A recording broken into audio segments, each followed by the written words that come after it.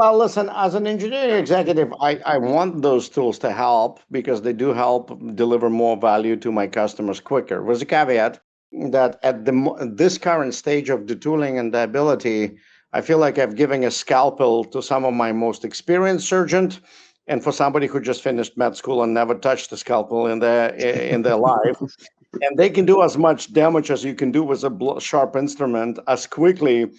Um, so the question becomes, how do you enable for me the more experienced people, and how do you protect yourself and the system from the less experienced people? Because Josh, as you said, AI, we're going to be living in the age where we produce much more code.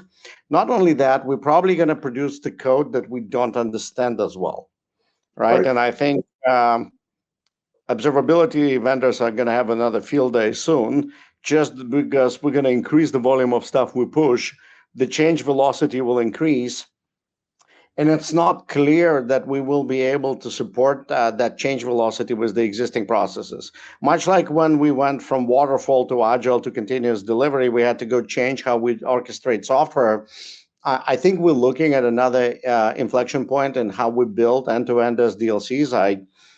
I talked to a lot of the vendors in the AI coding space, and one of my asks to them, and what I've been asking every single one is, help me understand, what are you doing not to like make me write the code faster? What's your POV on changing the entire SDLC, right? How does this capability of me being able to click a button and write a bunch of code that I never read changes how we do everything downstream?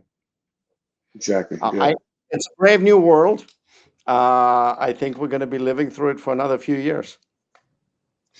Yeah, I totally agree with that metaphor. Again, when we started in 2014, people were still moving from waterfall to more agile with continuous delivery. I think of AI as more like a continual tidal wave of code that just you cannot turn back. But you do want to be able to manage and control and shape into something that suits the needs of your customers.